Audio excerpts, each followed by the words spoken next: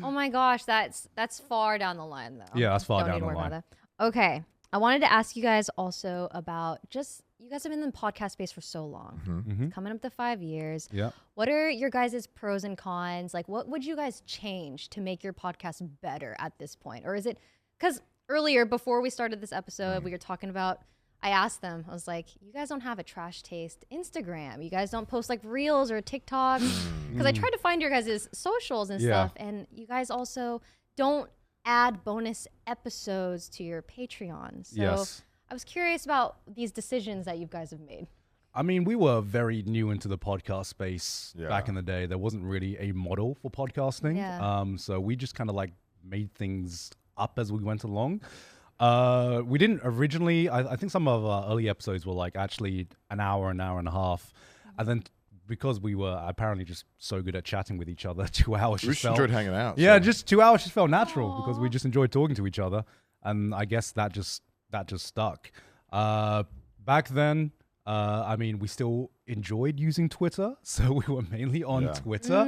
And none of us knew how to use Instagram. So that's the real reason we don't have an Instagram. Yeah, because when we also started, obviously, I feel like we came from the side of YouTube where it's like, you just kind of have to do everything yourself. And so when we started the pod, we literally just had Maylene who was helping us out. But we didn't have any other staff or anything. It was, Maylene would just turn the camera on and would help us with like deals and getting sponsorships. But everything was set up by us.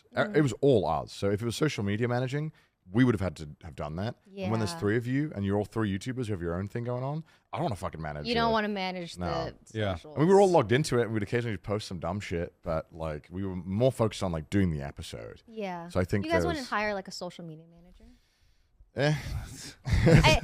You're already so successful. Well, I think, when a podcast goes like past like year 2, 3, I think also the challenge is that like what the expectations are very different. Yeah. When you're a new podcast, there's kind of like that period where you can kind of decide or kind of set the audience expectations of what the show is going to be.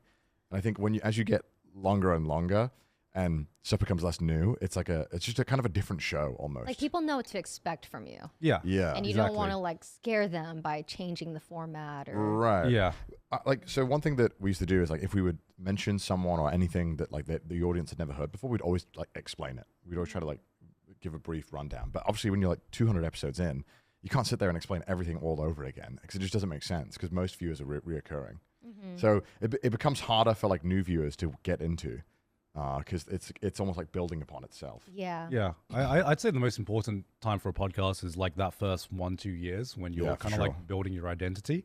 Because at the end of the day, podcasting, I'm going to say, easiest job in the world. You just rock up and you just yap. You just yap. And I'm like, damn, I've been making YouTube content for like 17 years and this is the thing that's like the easiest thing to do out of everything.